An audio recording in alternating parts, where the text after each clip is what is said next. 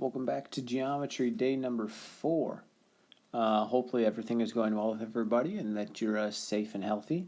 We have a warm-up problem to get the day started today, so in your notebook I would encourage you to continue to write down the warm-ups just like we did in class beforehand. And hopefully this will be a good practice based off the last couple days dealing with similarity. You can assume that each of these figures are similar and you can set up a proportion and solve. Write them down, draw the diagram, set up a proportion, show your work. I'll pause the video and hopefully we came up with the same solutions. Hopefully you can take a look at the work that I have.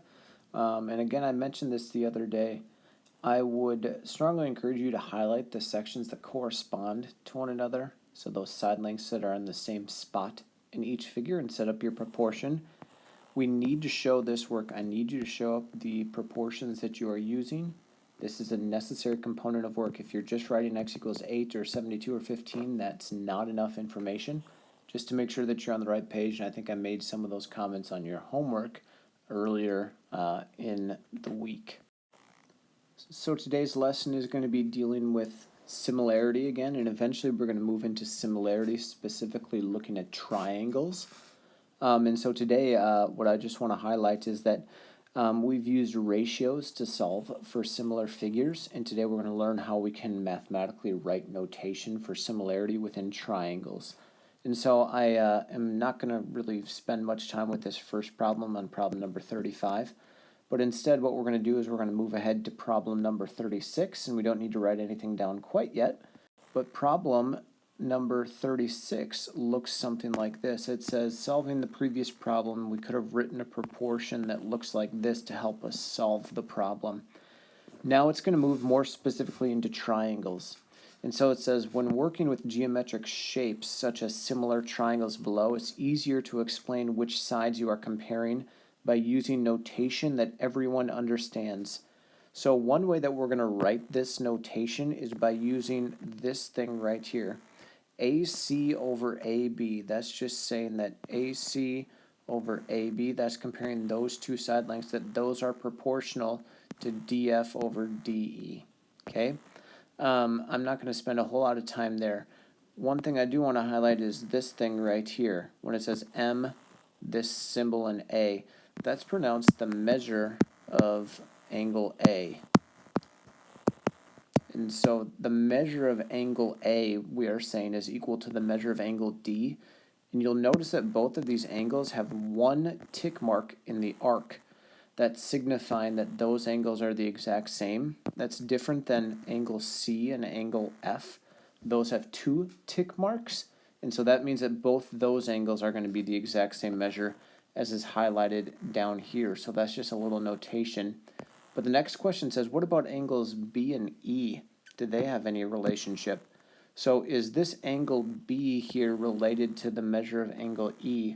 And hopefully the answer is yes. Hopefully you can see that if we have two angles that are the same in a triangle, the third one also has to be the exact same because there's only three angles in one triangle.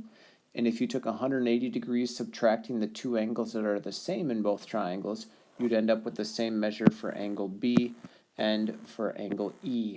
And that's going to play itself into context here in a moment. Alright, so now is a time where you'd want to take out something, if you haven't done so, to write down. What I'm going to describe for you really quick is something that we call a similarity statement. And so this is some notation that we use in order to show or write how two shapes are similar to one another. And what I'm going to do is I'm going to compare this triangle and this triangle here, and I'm going to write what's called a similarity statement. So when I do this, what I do is I first draw a symbol for a triangle, and I say triangle A, B, C. It doesn't matter the order that you list your first triangle in, but I'm going to say triangle ABC, and then I'm going to write this little tilde thing. And this tilde means is similar to. So I'm going to say that this triangle ABC is similar, and now when I describe this second triangle, I need to go in order of the corresponding angles and corresponding side lengths. What I mean by that, I know this angle A corresponds with angle Z. So when I look in my similarity statement up above, I see A listed first. That means that I must list angle Z first when I list out the second triangle. So this is going to be triangle Z, and then B right here corresponds with X. Those are the angles in the same spot. So I say Z, X, Y. So this thing right here is called a similarity statement. It's a very important piece of what we're going to be doing moving forward, and so this is read as triangle ABC is similar to triangle ZXY. And that's just merely telling me that these two shapes on here are similar to one another, meaning that they have the same shape, just different sizes. And I know that because they have three sets of angles that are all equal to one another. So as I look down here, which of the following statements are correctly written, I'm looking at part B, and which are not regarding the two triangles up above. Well, as I look at the side lengths of these triangles, I can see that OG, that is the shortest side length in this triangle, that has to match up with the shortest side length in the bigger one. Therefore, I'm going to move on to the next largest side length, which would be DO, and that would have to correspond to TC. And then obviously leaving this side length of DG with AC. So as you were to go to write the order of the corresponding vertices, I'm going to look down at these similarity statements down here, starting with number 1. It says DOG is similar to CAT, dog and cat. And so what we need to verify is that angle D and angle C are in the same spot. So here's D and angle C. Are those the angles in the same spot? And I would say, yeah, they are. They're both kind of at the corner point at the intersection of the two longest side lengths. Do O and A correspond? Are they in the same spot? Well, O and A are not in the same position. They're not corresponding angles. So this is actually written incorrectly. That is not a correct similarity statement because the corresponding vertices of O and A do not correspond. They're not in the same spot, as we can see right here. So I'm going to move on to this next similarity statement, DOG and CTA. So this one, DOG and C, I know that C right here corresponds with D. So D and C correspond, that's good. O and T, do those correspond with each other? Yes, they do. And so G and A. So I would say, yeah, this is a valid similarity statement because the order of all of the corresponding vertices match up with one another. Now, you don't necessarily have to start your similarity statement with the letter D like we do here. You can start your similarity statement with O. You can start it with whatever letter you want.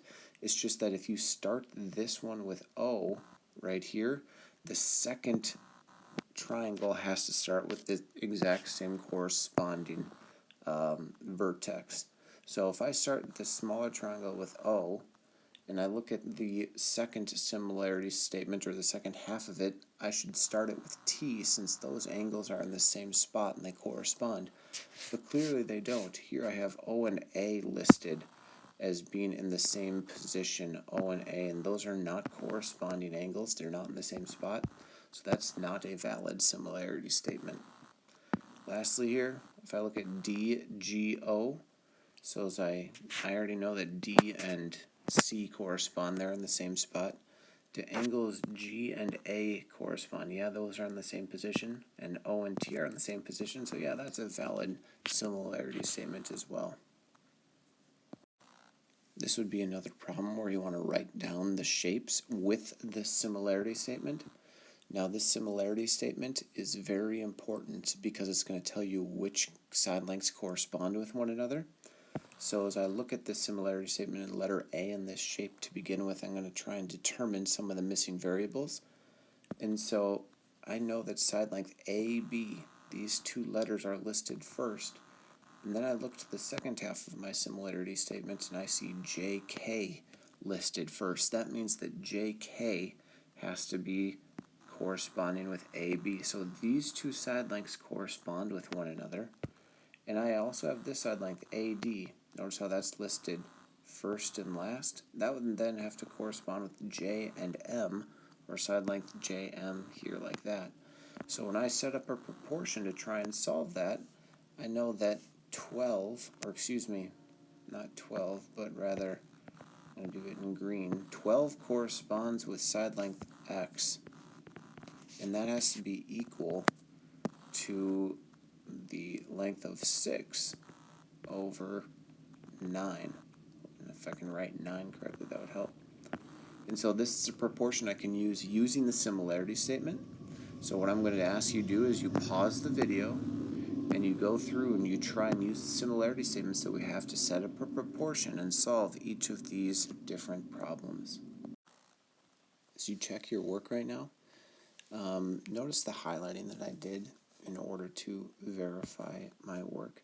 What I always did was I highlighted one side like this one, YZ, and then what I did is I went up above and I looked at where YZ was in my similarity statement, and I noticed that that was the last two letters, so therefore that has to correspond with OP in the other triangle, and so I highlighted that. So I say that W over 5 right here corresponds with 12 over 3, and so I used the similarity statement to help me figure out where I was. And so you can see my work here. If you need to pause the video, feel free. And then I'm going to move on to the next problem. Whoopsie, excuse me. This page right here just more or less discusses what we did the other day, or the other slide. It says two figures, again, are similar if there's a similarity transformation that takes place to map one onto another. What I just want to highlight again is that this symbol right here means is similar to. And so it says if there's a similarity statement between these two, you can say triangle ABC is similar to DEF. And what I get from that similarity statement is saying angle A and angle D are the same measure because they are listed first within my similarity statement. So that's what it tells me. It also tells me that angle B in this triangle has to be the same measure as E in the second one, as both those angles are listed second in the order of their similarity statement.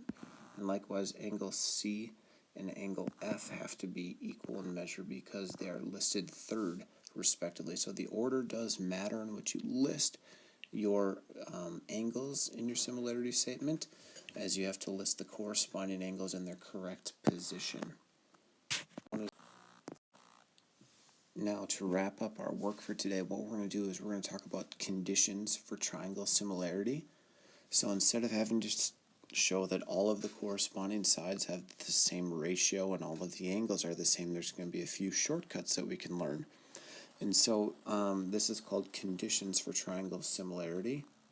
And so on the next slide, it says conditions for triangle similarity. So something that we should get down within your notebook, I would write down this title right here, conditions for triangle similarity. And there's going to be two conditions that I'm going to highlight. The first one is called angle. Excuse me, and is sometimes abbreviated AA. And I'm just going to redraw what they have here.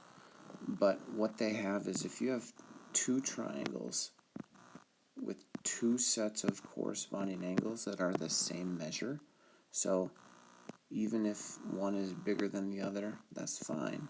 But I know that these things are similar if they have two sets of angles that are the same. So if I know this angle and this angle are the same, and I have another set of angles are the same, I can say now by definition that these two triangles are similar by this theorem called angle-angle. I do not need any more information.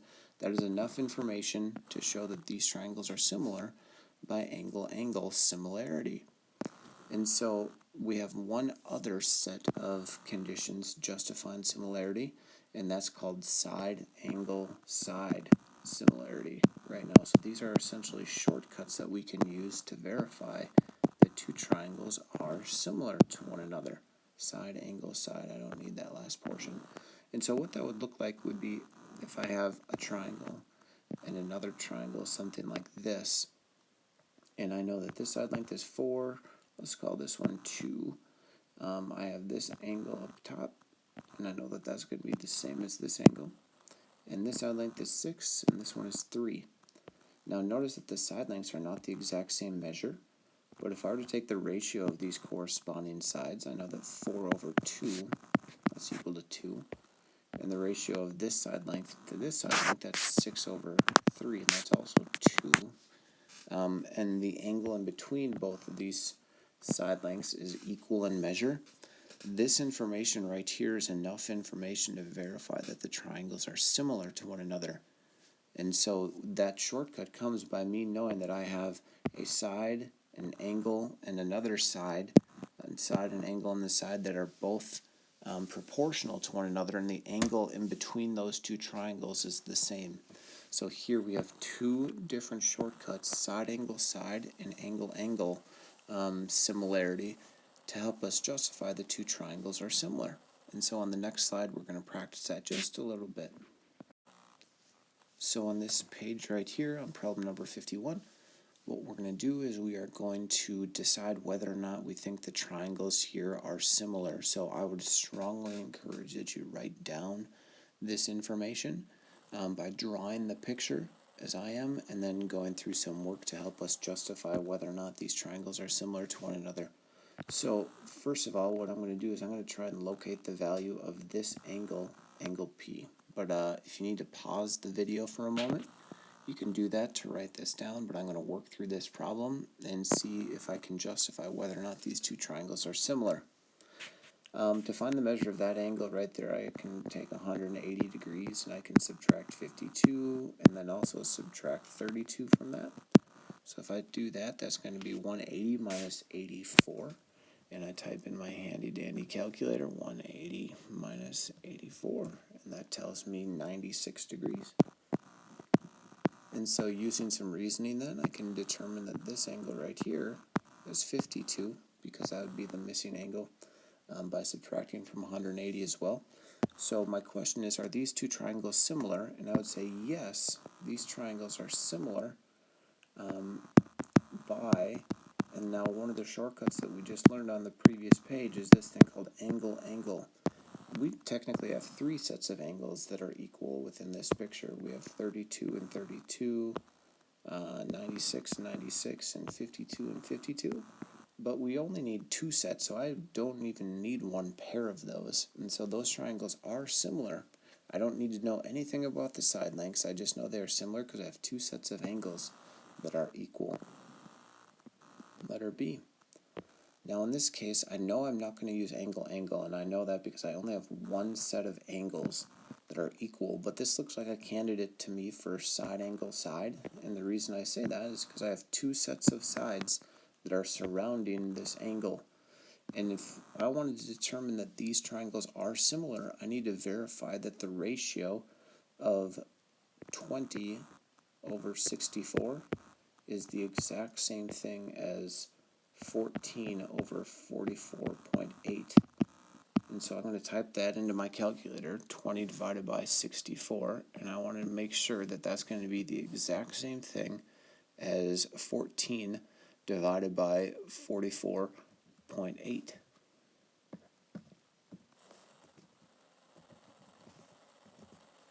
And indeed, both of those ratios is equal to 0.3125. So then I can say, because I have two sets of sides that have the same ratio, and the angle in between is the same, I can say that these triangles are indeed similar by side, angle, side. Alrighty. Last couple. Now this one's kind of intimidating because it's like, wow, I have two triangles stacked on top of each other. And I would encourage you to maybe draw the two triangles separate from one another. And so you have these two triangles right here, and I know that this angle N and S would be in this spot right here. Now the one thing that I want to highlight in these overlapping triangles is that they both share this angle M. And both those angles would show up separately in these separate triangles like that. And so I actually have two sets of angles that are equal to one another. And so based again off the work that we said yesterday, we could say that, or yesterday on the previous slide, that yes, these triangles are similar, and I have two pairs of angles that are equal, so I'm going to say these triangles are similar by angle, similarity. Lastly, in this case, for our work right now, on letter D, I have no angles given to me.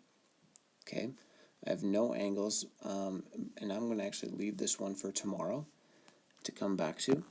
However, hopefully you can end the class period today or your learning time by understanding we have some shortcuts to verify specifically that triangles can be similar to one another with these shortcuts called angle and side angle side. And as always, if you need some extra help, feel free to swing by the office hours. The Zoom link is on Canvas. And yeah, stay healthy and stay safe.